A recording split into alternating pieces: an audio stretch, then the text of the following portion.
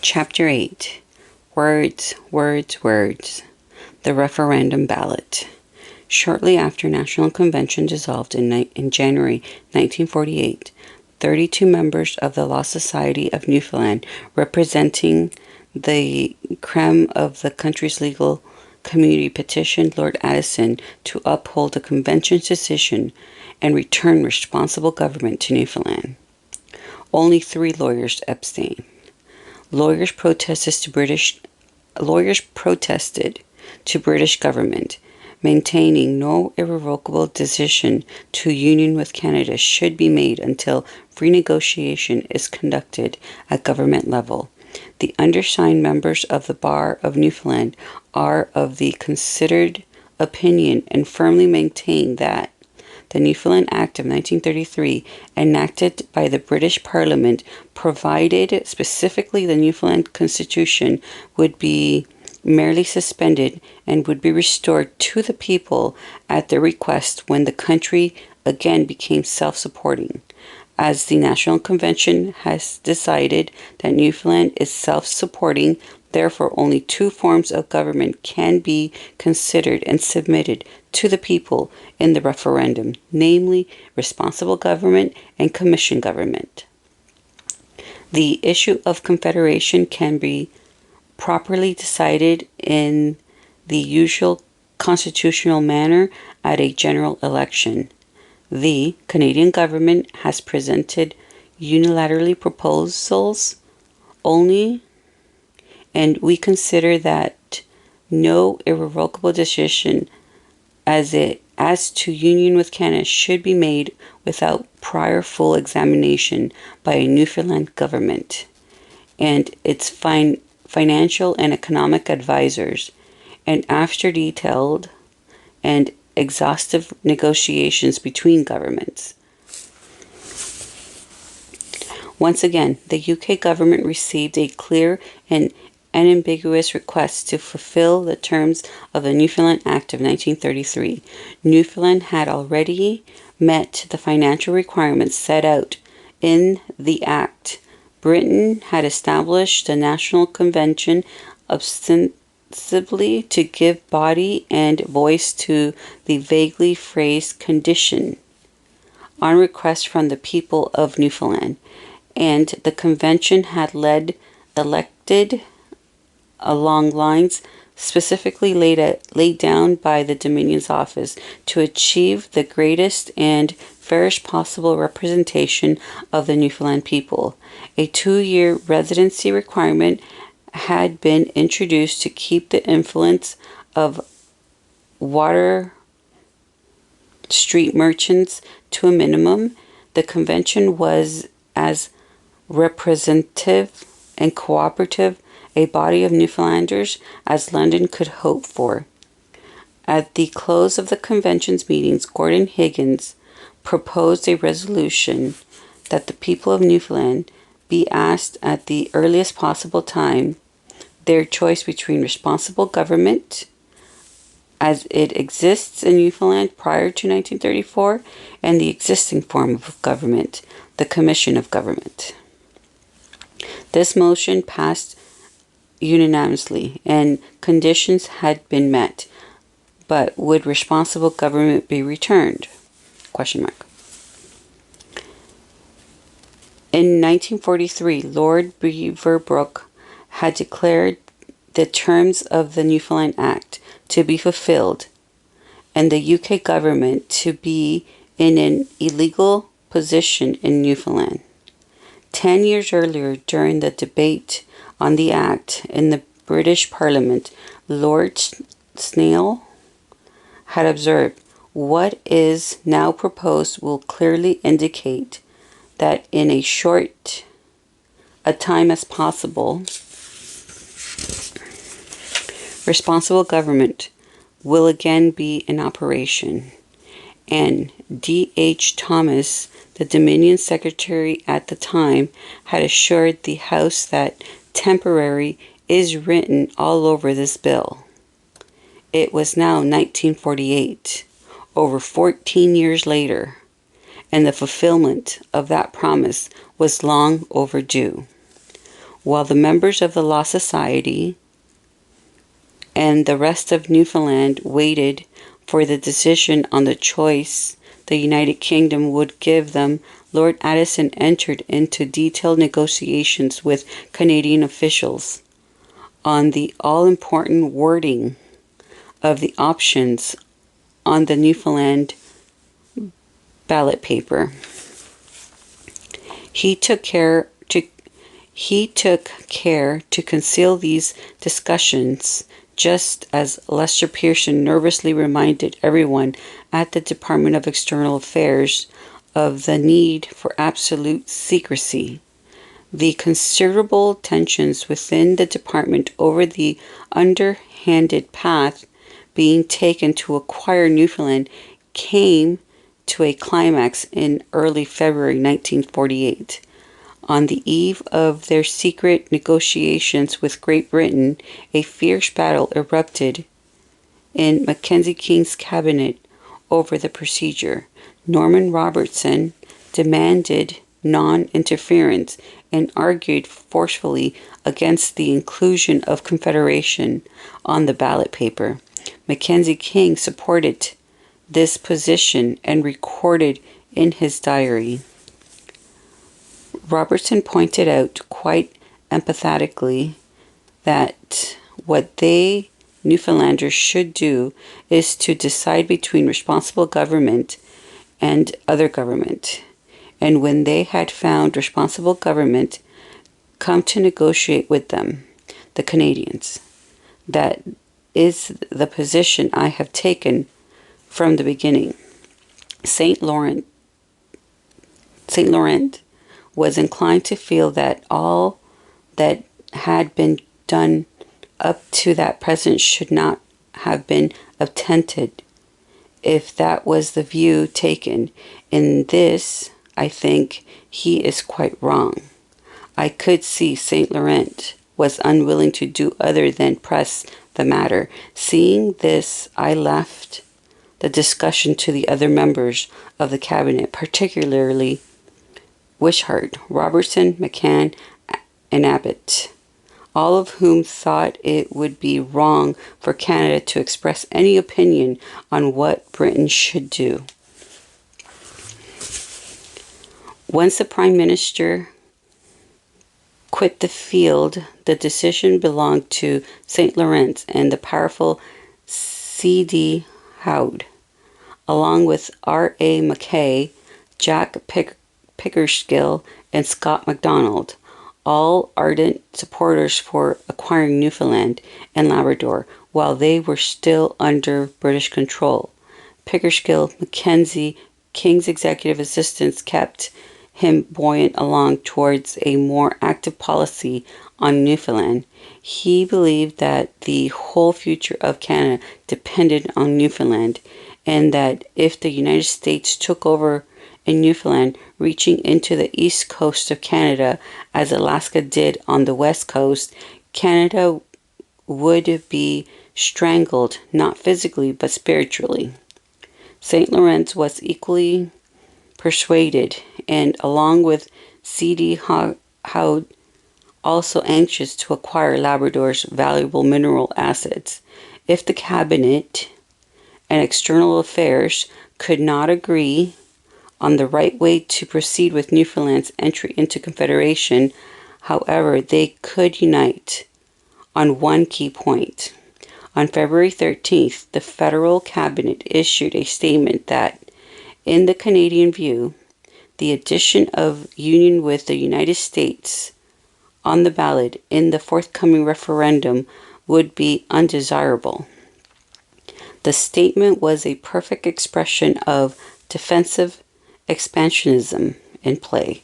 Each phase of expansion in Canada has been a tactical move designed to forestall, counteract, or restrain the northward expansion of Americans' economic and political influence. Above all else, the Canadians did not want to be put into competition with Americans. The next series of top-secret memorandums between Ottawa and London is marked with no less tension than that within the Department of External Affairs. And although Canada did not get all the concessions it wanted, the shift in the center of gravity in Newfoundland affairs from London to Ottawa is clear. On February 14, 1948, Sir Eric Machen at the Commonwealth Relations Office opened up the dialogue with a telegram to High Commissioner Alexander Clutterbuck in Ottawa. Secret. We are sending you a separate official telegram asking you to advise Canadian government what we propose. This should be done informally and confidentially, as it might well be embarrassing to the Canadian government if it could be said that they had been formally consulted by us on the Newfoundland referendum. We should, of course, like to know as quickly as possible whether they have anything to say, since the governor of Newfoundland is anxious that he should be able to make an announcement on the subject early in March. We would let you have an advance copy of this dispatch. Clutterbuck in turn outlined the Canadian position for Sir Eric. Important. Secret. Your telegram number 151, Newfoundland. I saw Pearson's about this yesterday and had further words with him today. Officially, Canadian attitude is that they are grateful to us for informing them in advance of announcement, but that they do not wish to be consulted and are quite content that we should proceed as we think best. They are anxious to be able to say, if questions are asked in Parliament here after announcement, that the Canadian government were not consulted, that there was no reason why they should have been consulted, and that the matter was purely one of United Kingdom decision in light of the local circumstances. Unofficially, however, while greatly welcoming decisions to place Confederation on ballot paper and also proposal for second referendum if necessary, Pearson's expressed some concerns on following 3 points. 1. They feel that if the Commission of Government is placed on the ballot paper, will suggest limitation of 5 years. There would be a strong temptation for people of Newfoundland to vote for this course, and scale would be undoubtedly weighted against Confederation. 2. As regards continuation of Commission of Government, they wondered also whether we had it in mind to explain to Newfoundland people before voting takes place the financial implications of this course. That in view of the United Kingdom own dollar difficulties, it would be impossible for the United Kingdom government to help them much in the future as they had done in the past. 3. In connection with the placing of Confederation on ballot paper, Canadians were anxious for it to be made clear by United Kingdom government in proposed announcement that in the event of a vote being in favor of Confederation, means would be provided to enable final details of proposed terms and arrangements for Constitution of Newfoundland as a province of Canada to be discussed and settled officially between the two countries. And it jumps to 5. As regards to 3, Pearson at first suggested that it might perhaps be improved by addition of wording whether by the formation of the provisional government or otherwise. After the words, means would be provided. Point in mind is that it would presumably be for responsible Newfoundlanders, possibly with our assistance, to settle matters finally with Canadian government. Unofficially, the Canadians had quite a shopping list for the British. Pearson's phrase, "means would be provided," begged more questions than it answered. The means and the provided, by whom and for whom? It was exactly the sort of high-sounding, fuzzy ambiguity the British relished. In the end, it would allow some ad hoc group of cooperative Newfoundlanders to be picked by the governor to rectify the whole deal.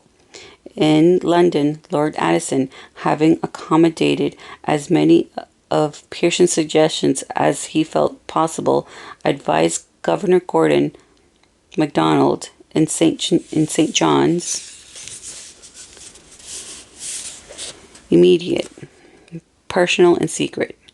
In drafting the dispatch, we have had the advantage of assistance of Clutterbuck's, who has just arrived here and has advised us of the confidential discussions he had with Canadian authorities on receipt of our telegram reference to in my number 43 wording of second sentence of paragraph 7 of the dispatch has in particular been adopted to meet observations made by him by Canadian authorities.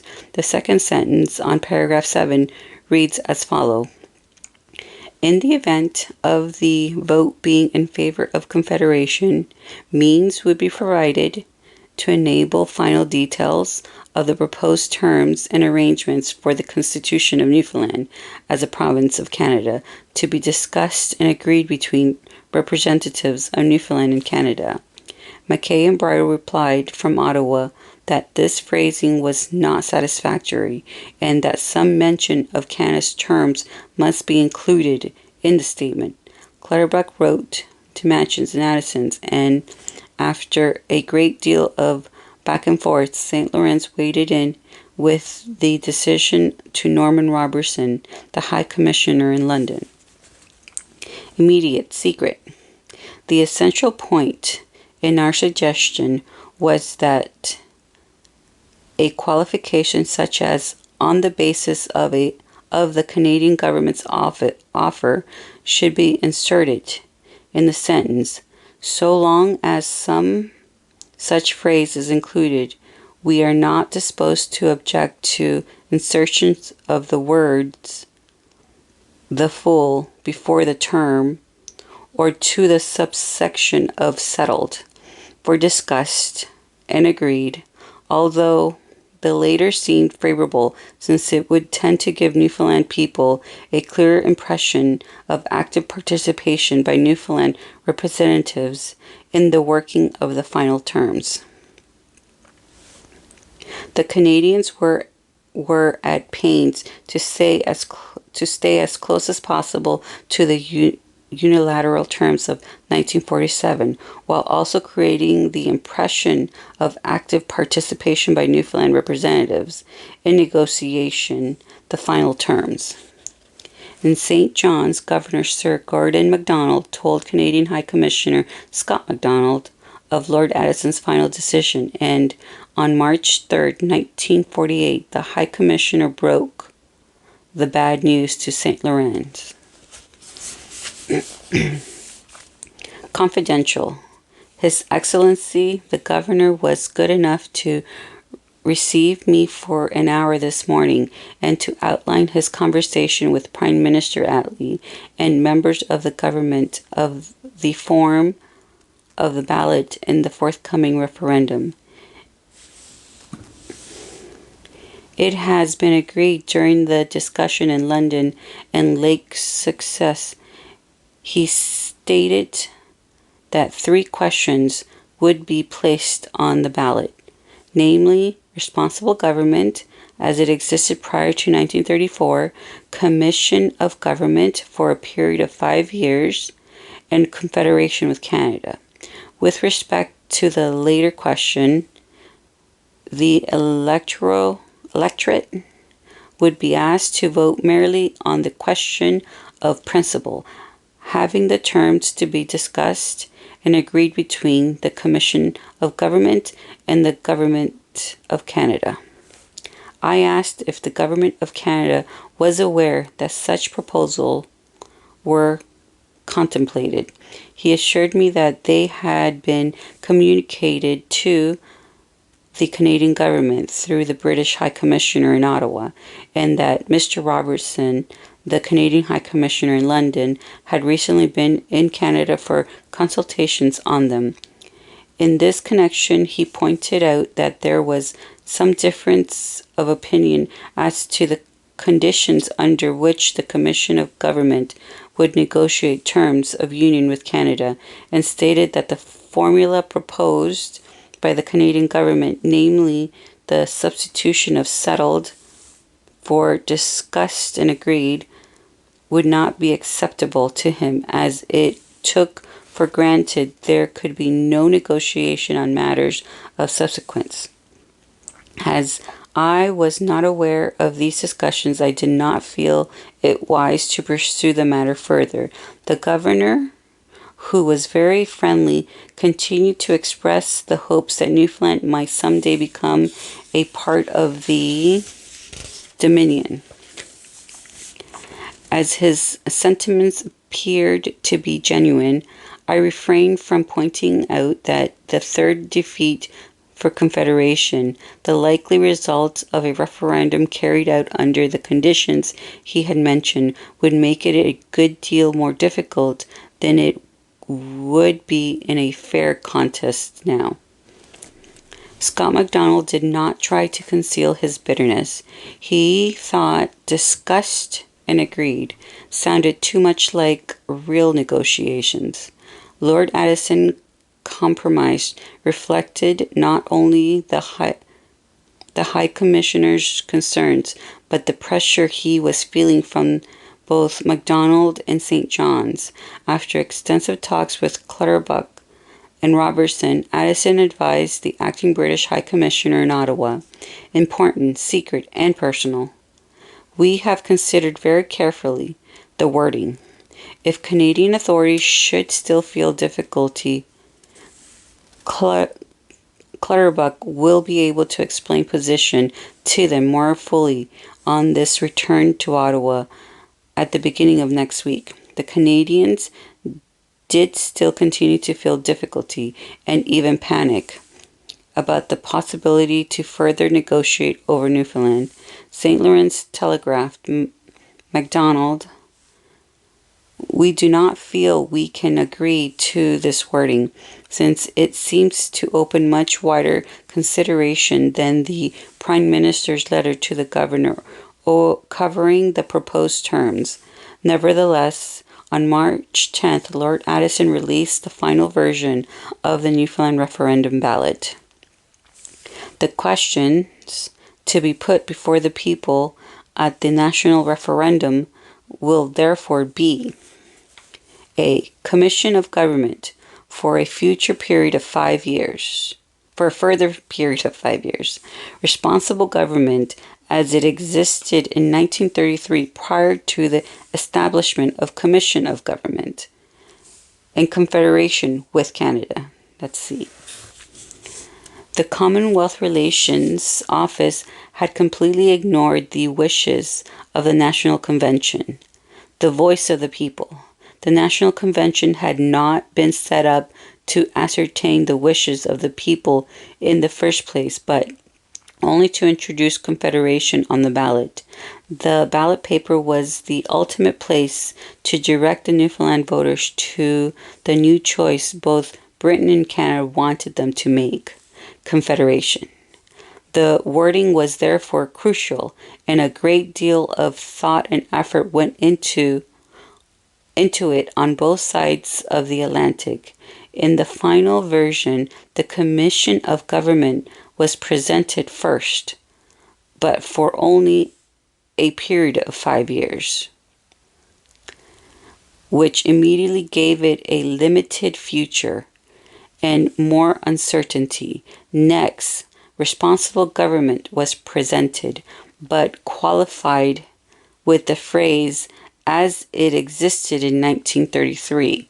In other words, with the negative association of the Great Depression.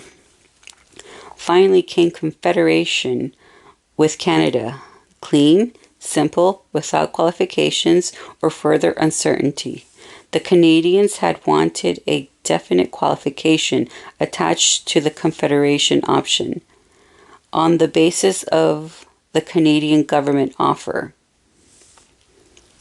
That wording would have given voters a much pause as the conditions on the other two choices, but the British understood the psychological implications and, to shorten the odds, left out the reference to the Canadian terms. With every constitutional advantage at their disposal, British officials felt confident they could control the final negotiation process and manage Canadian anxiety over better terms for the Newfoundlanders. They would take these calculated risks because they were not Canadian. They therefore cleverly positioned commission government with the unsatisfactory present, responsible government with the past, and Confederation with the future. Lord Addison had given Confederation as much psychological advantage as he dared, and it was considerable. Scott MacDonald did not appreciate the psychological subtleties and vented his displeasure to St. Laurent and Mackenzie King. Confederation will not be put on the people specifically on the terms offered by Canada. Indeed, it will be put before them in ambiguous and equivocal terms. Voters are to be left in the dark as to whether they would be voting for Confederation. If they should so vote on the terms set forth by the Canadian government as modified in discussions with representatives of Commission of Government, or on different terms. Moreover, the provision in the penultimate paragraph that the final terms of settlement must be left to the Commission of Government, in whom, by the very fact of voting for Confederation, the voter will be expressed lack of confidence, is, to say the least, a requirement that will give rise to considerable misgiving. Gordon Bradley, the president of the Confederate Association, was of exactly the same mind as MacDonald. If these two informed, the senior political leaders were confused about what the Newfoundland electorate was being asked to vote for. Ordinary voters would surely be doubly confused.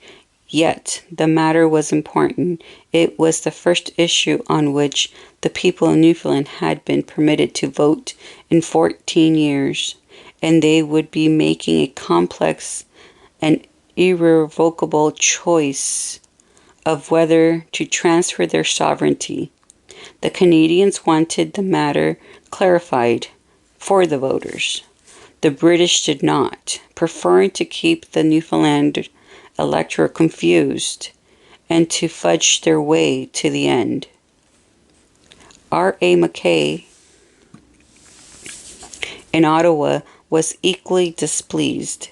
On March 12th, he wrote back to MacDonald, secret and personal.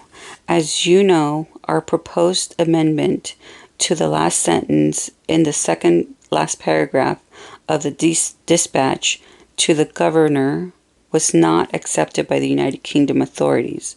Clutterbuck was instructed to come in and see us and explain why. He was in Tuesday and again Wednesday last. On Wednesday, Escott Reed and I had about 20 minutes with him on the Newfoundland statement. He was considerably on the defensive, explaining that the United Kingdom had wanted to assure Newfoundland people, just as we did, that they would have some voice in arranging the final details of union and drafting their own constitution. It was quite evident that Clutterbuck's statement that the real pressure was coming from the governor and possibly the Commission of Government, who Clutterbuck seemed to think had been consulted, considered in the light of your dispatch number 106 of March 3rd, I am not at all sure that the governor does not hope, in the event of a favorable vote for Confederation, to recanvass the whole basis for Confederation. Clutterbuck said, however, that it had been made clear to the governor that the Canadian government meant what was said in the Prime Minister's letter of October 29th about finances. The Canadians were indignant that the British had not completely followed their orders in Newfoundland. Clutterbuck smoothed feathers and fears in Ottawa about the possibility of any Newfoundland participation in the negotiations, and Governor Gordon MacDonald was left to reassure the High Commissioner in St. John's. On March 15, 1948, Scott MacDonald reported to Mackay, secret and personal. Having won his point, the governor seemed to be more consolatory now. In an interview I had with him yesterday, in which I emphasized again our position with respect to financial terms, he assured me that in the event that Confederation should win a majority in the forthcoming referendum, there would be no disposition on the part of the Newfoundland representatives to reopen the financial aspect of the proposed basis of union. The Newfoundland representatives should not be allowed to defeat the express will of the people by suborn instance on conditions that Canadian government may not be prepared to accept. Scott MacDonald was still unconvinced, and in a closely following dispatch, he canvassed the issue once again with the governor. I further express the view that it would be most unfortunate if, after a favorable vote, settlement could be deferred indefinitely through the